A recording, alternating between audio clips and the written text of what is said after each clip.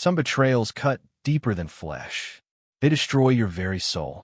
David Santos served 26 years in prison for a murder he never committed, the killing of the woman he cherished above all else. Authorities insisted Carmen was gone forever, dead and buried. No corpse was ever recovered, only blood. Massive amounts of blood sealed his fate for life. But sometimes the universe has other plans. 3 years following his release, hundreds of miles from his hometown and the ruins of his former existence, David witnessed something that froze his blood. A familiar giggle he hadn't experienced in 30 years. Features he believed lived only in his worst dreams and deteriorating recollections. Chapter 1. The Innocent Target. David Santos represented everything most women claim to desire, yet rarely chose. At 29, he stood tall and reserved, bearing calloused palms from countless hours of manual labor. Automobile repair was his trade. A kind-hearted man brought up by his mother, Maria, in rural Texas, following his father's death when David turned 12. His beliefs centered on moral conduct, dedication to work, and above everything else, faith and love. Maria had pulled double shifts at the neighborhood restaurant to sustain them after her husband's fatal heart attack. She instilled in David that a man's values stem from his integrity, never his financial status. She would constantly remind him to treat others with kindness, and they would reciprocate. David embraced this philosophy completely, unaware it would drag him into hell. Then Carmen Vega entered his world. She embodied his polar opposite. Untamed, gorgeous, and hazardous, Carmen didn't simply walk into spaces. She commanded them. 26 years old, razor-sharp with words, and breathtaking in every dangerous way. Residents had gossiped about her since her teens, though seldom with respect. She abandoned education at 17, began relationships with wealthy older men, and eventually started trafficking narcotics for a Houston-based organization. When David first glimpsed her, however, he perceived only potential. Every red flag escaped his notice. Their paths crossed at a restaurant during a stormy evening in 1992. David was purchasing coffee following a 16-hour workday. Carmen stood inside arguing with the staff over a rejected payment card. David intervened, covered her expenses, and escorted her to her vehicle. Her smile captivated him, unlike anyone before. She commented on his uniqueness compared to other local men, touching his forearm gently. They became inseparable within 30 days. Carmen claimed she had abandoned her criminal lifestyle. She expressed exhaustion with street life and craved authenticity. David accepted every promise. She relocated to his and his mother's home, bringing only clothing and vows of transformation. She discussed employment at nearby beauty establishments, potentially pursuing evening education. David maintained 2 occupations: garage work during daylight hours and warehouse labor throughout the nights to cover expenses. Yet he remained unbothered. He trusted that meaningful relationships could flourish from humble beginnings. Carmen announced her pregnancy, causing David to weep with happiness. This became his life's greatest moment. He purchased parenting guides, decorated their spare bedroom, and preserved every possible dollar. 21 days later, she revealed the pregnancy's loss. David remained unaware that Carmen had terminated it at a medical facility. She genuinely never desired children. David still envisioned her as the future mother of his offspring. When she broke down one evening, declaring her profound affection for him, he presented his grandmother's engagement ring. Her acceptance came instantly and enthusiastically. Their ceremony remained intimate and modest, shared among family and closest companions. Maria offered her blessing, though Carmen never earned her complete trust. Maria privately confided in her sister about unsettling feelings regarding the young woman. David couldn't process these warnings. Love had blinded him. He overlooked the midnight telephone conversations and weekend visits to her supposed relative. He failed to question her new accessories or wonder about her spending money despite unemployment. The reality was straightforward. Carmen never ceased dealing drugs. She continued trafficking, simply with increased caution. Her former associates recognized her marriage as ideal camouflage. She would request David's truck under the pretense of errands. He assumed shopping trips, while she actually transported drug shipments across state boundaries. She maintained dual existences, with David serving as her unwitting protection. What began as authentic love spiraled toward catastrophe. This transcends typical crime narratives. Something far more sinister unfolds. When the truth surfaced, it wasn't merely shocking. It shattered everything David understood about the woman bearing his ring. Chapter 2. The Double Life. Their first married year resembled David's perfect dream. Carmen appeared to embrace their shared existence, assisting their mother with meal preparation and enjoying peaceful evenings on their threadbare sofa. She would nestle beside him, resting her head against his shoulder while discussing their future aspirations. David approached his dual employment with fresh determination, understanding that he provided for his beloved. Yet cracks emerged even during those initial months.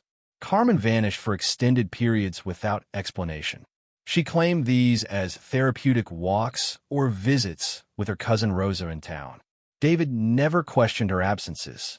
He reasoned she required adjustment time for small-town married life after years of reckless behavior. Her return with new jewelry prompted kisses and stories about Rosa's generosity. Carmen would laugh about deserving occasional luxuries. David's mother, Maria, observed details he missed. Late-night phone calls, stepping outside for whispered conversations. How specific names mentioned on local news broadcasts made Carmen visibly uncomfortable, particularly those arrested on drug-related charges. Maria's attempts to discuss these observations met David's firm resistance. He would insist Carmen had transformed and earned his trust. Truth revealed Carmen hadn't changed whatsoever. She had simply improved her concealment skills. 3 months following their wedding, Carmen re-established contact with her criminal network. She described her new arrangement involving a law-abiding spouse with transportation and a residence in an inconspicuous neighborhood where questions remained unasked. Her supervisor, Rico, who managed distribution from Houston to Dallas, immediately recognized the opportunity. Carmen's value to them had multiplied through marriage. Their system operated seamlessly. Carmen borrowed David's truck on Tuesdays and Thursdays, claiming job searches or errands for Maria. Instead, she drove to remote storage facilities where Rico's crew loaded hidden packages. She then completed deliveries across 3 counties, consistently returning before David's warehouse shift ended. David suspected nothing. The discovery of extra cash in Carmen's belongings prompted explanations about part-time salon employment in neighboring towns. When neighbors mentioned spotting his truck in unfamiliar locations, Carmen dismissed these as getting lost during job interviews. Elderly Mr. Peterson from next door once mentioned seeing David's vehicle near the interstate. David proudly explained Carmen's determined job-hunting efforts. Carmen maintained her performance flawlessly. She arrived home exhausted, complaining about demanding customers or rude management at non-existent positions. She created fraudulent pay stubs using library computers, depositing cash while claiming employment wages. David's pride in her efforts prevented closer examination of details. Additional income proved helpful but transformative. Carmen began insisting on purchases including newer televisions, superior furniture, and clothing exceeding David's weekly earnings. His financial concerns met reminders about her contributions. She would run fingers through his hair while assuring him they could afford luxuries as a team. Maria's suspicions intensified over the months. She monitored Carmen's departures and arrivals, noting her daughter-in-law never returned with typical salon scents like hair products or nail polish. Attempts to contact Carmen's claimed workplace resulted in disconnected numbers. David remained completely oblivious. He witnessed his wife's dedication to building their future. He saw her income generation and dream discussions. He observed her cooking meals and sleeping peacefully in his embrace. He failed to recognize the woman exploiting his love as a criminal cover that would ultimately annihilate them both.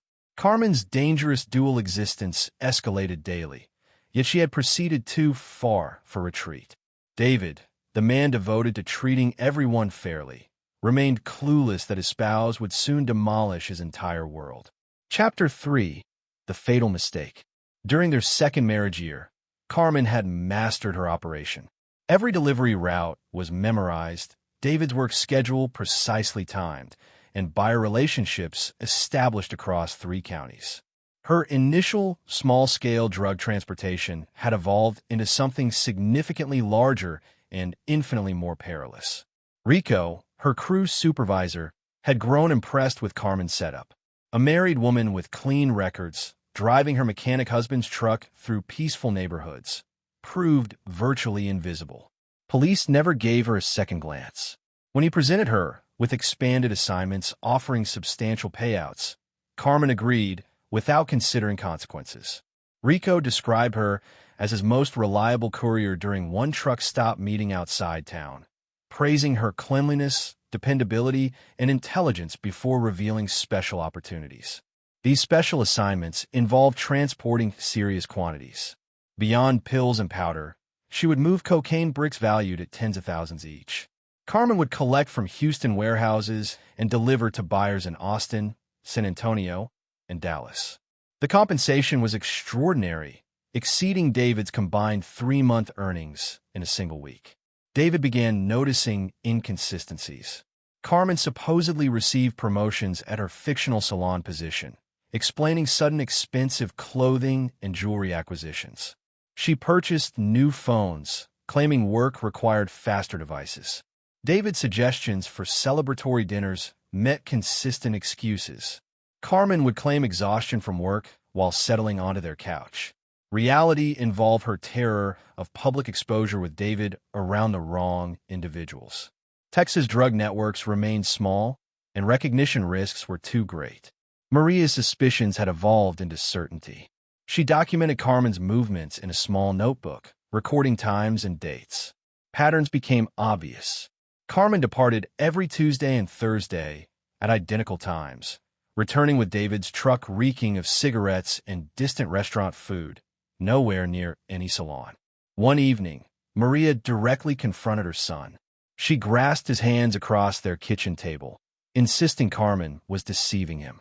She had searched extensively, contacted every beauty establishment within 3 towns, and nobody recognized her. David withdrew his hands, demanding that his mother cease her accusations. He questioned why she couldn't celebrate Carmen's contributions to their shared goals. Maria's tearful response emphasized her love for him and her ability to perceive Carmen's destructive influence, even when he couldn't. Their relationship remained strained for weeks following this confrontation. Meanwhile, Carmen's operation expanded beyond safe management.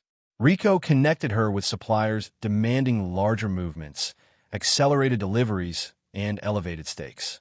The money proved addictive, as did the danger.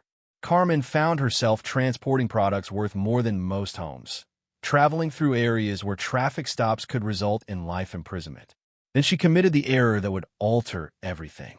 During a routine Dallas delivery, Carmen discovered an additional package. A pure cocaine brick is absent from her manifest. Rico had obviously miscounted or forgotten its inclusion. Carmen studied the package, recognizing its $50,000 street value. She faced returning it safely or retaining it for more money than ever before. Carmen selected greed. She sold the cocaine to her personal contact, keeping all proceeds. Emboldened, she began skimming from subsequent deliveries over the following months. Small amounts here, pills there, always quantities she hoped Rico wouldn't immediately notice. Rico monitored everything.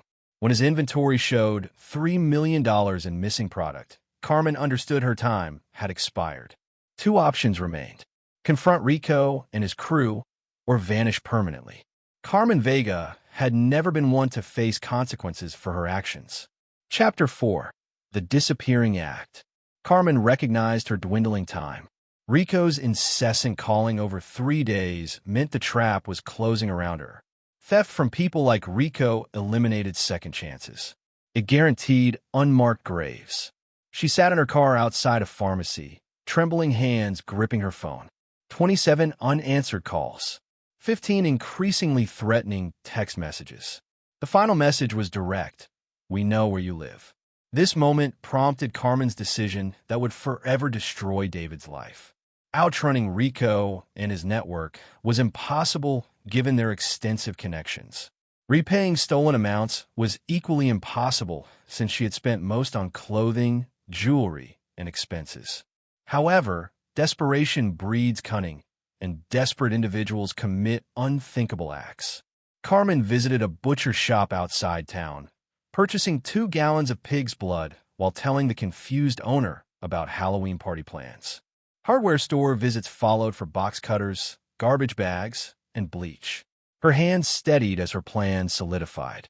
That night, during David's warehouse shift, Carmen implemented her scheme.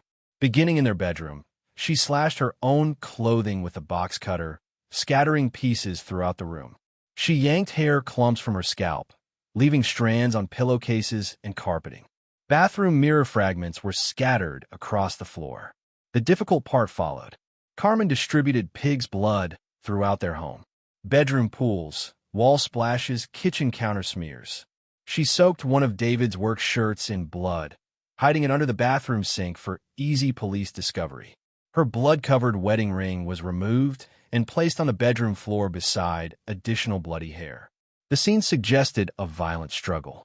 Someone is fighting desperately for their life and losing. Carmen packed essentials, including cash, previously purchased fake identification, and a burner phone. Her real phone remained on the kitchen counter with a cracked screen, simulating being thrown during a conflict. She contacted Nina, an old friend owing her favors from their drug-running past. Carmen whispered into the burner phone, requesting transportation to the bus station without question.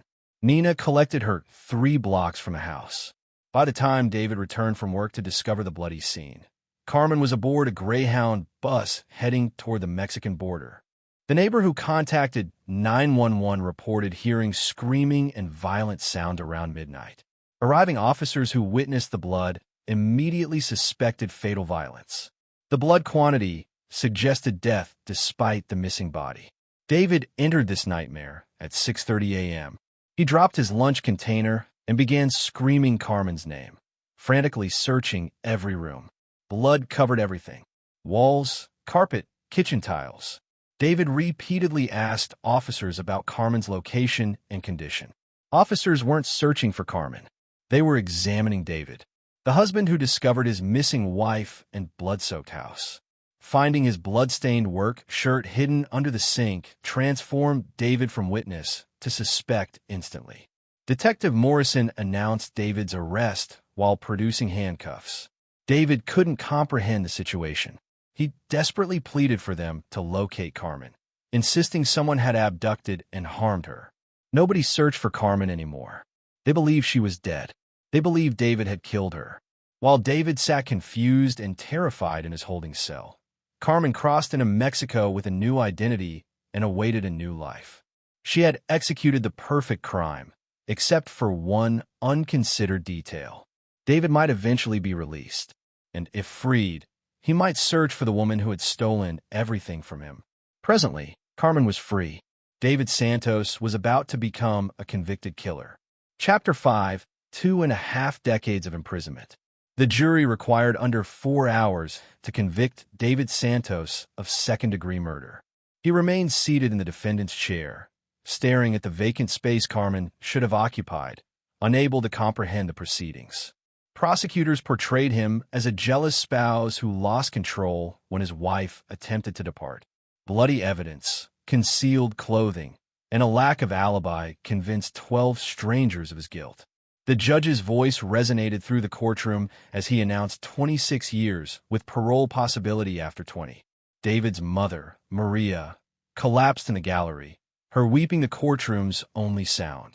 David turned toward her, wanting to proclaim his innocence and promise his return.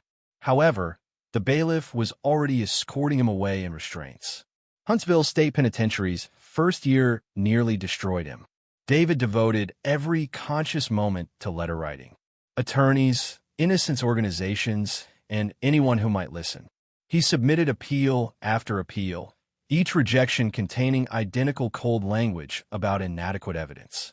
He studied legal texts until his vision blurred, convinced he could locate the loophole, ensuring his freedom. The system showed no interest in his innocence. Maria visited monthly, enduring 3-hour drives despite arthritis and hypertension. She brought homemade cookies in foil wrapping and hometown updates that David pretended to value. They sat opposite each other at metal tables, discussing everything except the obvious: his innocence, imprisonment, and potential death in this facility.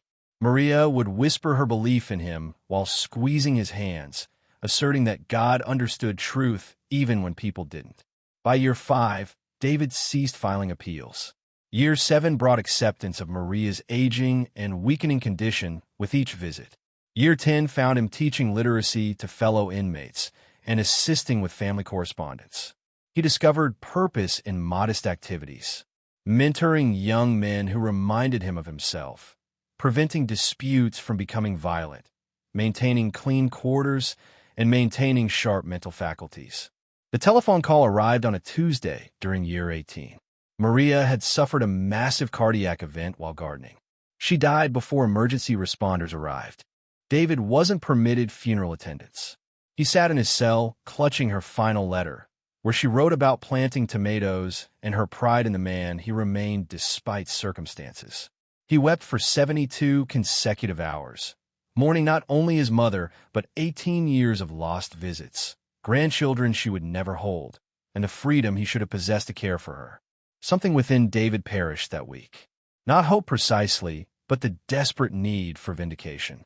He abandoned expecting miracles and embraced reality. Subsequent years blended together. New inmates arrived while others gained release or died.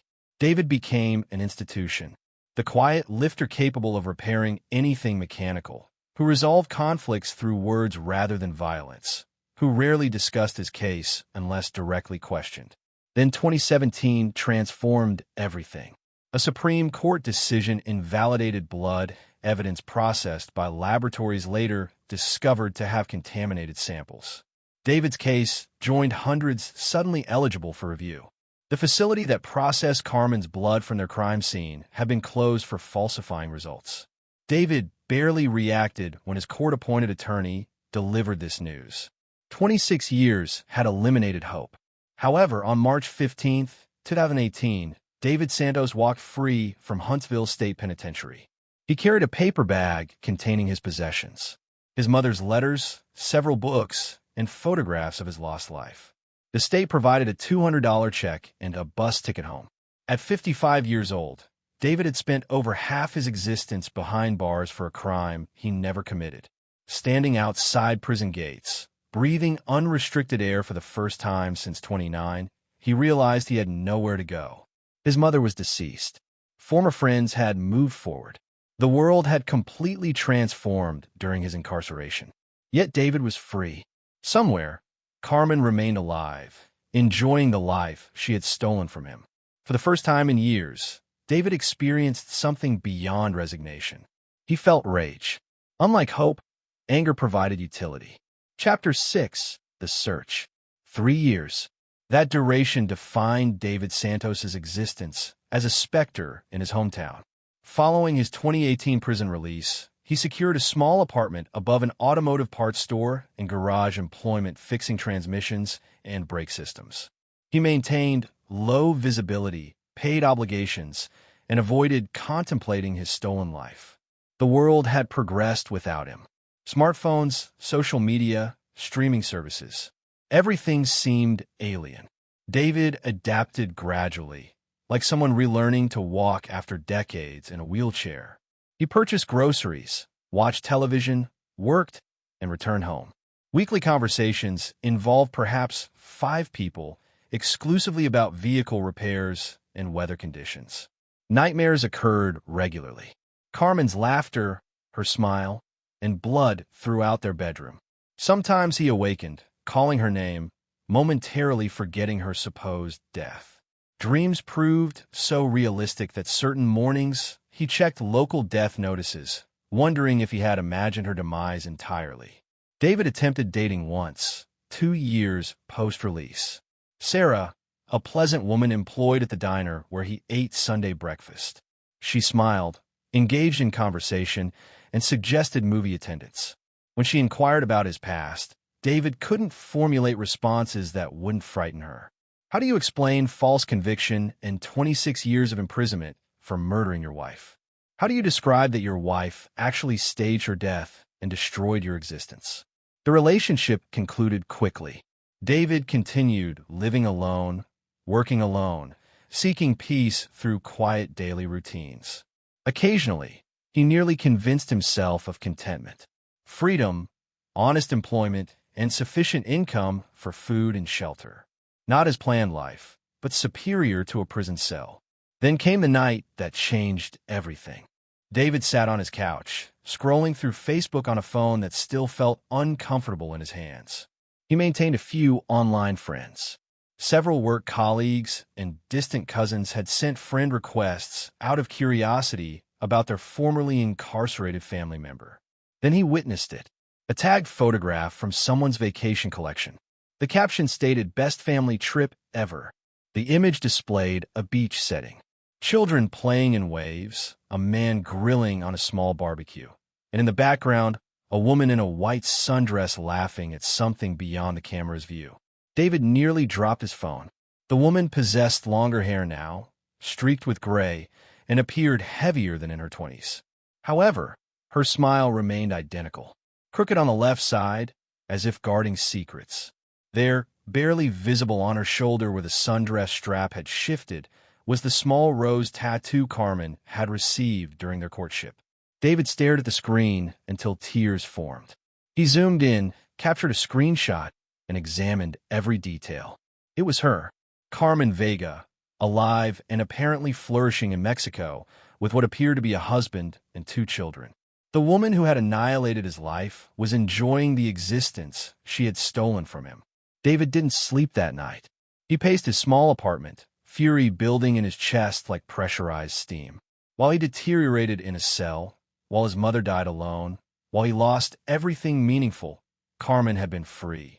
Free to restart, free to have the family she had denied them, free to find happiness. The following morning, David called in sick for the first time in 3 years. He spent the day researching Dallas private investigators, eventually selecting Rosa Martinez based on her missing persons reviews. Her office appeared small and cluttered, with filing cabinets stacked against every wall. David showed her the screenshot and explained the need to locate the woman in the photograph. He described her as someone from his past who had disappeared years ago, someone he believed now lived in Mexico under a different identity. Rosa posed practical questions. Additional identifying information, approximate age, and known associates. David mentioned the tattoo and provided Carmen's real name. Rosa quoted her fees and estimated 1 to 2 weeks, depending on discoveries. David paid full cash and provided contact information. 2 weeks later, Rosa had comprehensive information. Carmen Vega was now Elena Martinez, married to resort manager Miguel, residing in a beautiful house 2 blocks from Puerto Vallarta Beach. She had a son, Carlos, 18, and a daughter, Isabella, 15. She volunteered at their school, hosted neighborhood gatherings, and attended church every Sunday. She had constructed a perfect life from the ruins of his. David purchased a plane ticket immediately. Chapter 7. The Final Confrontation. David spent 3 days studying Carmen's patterns.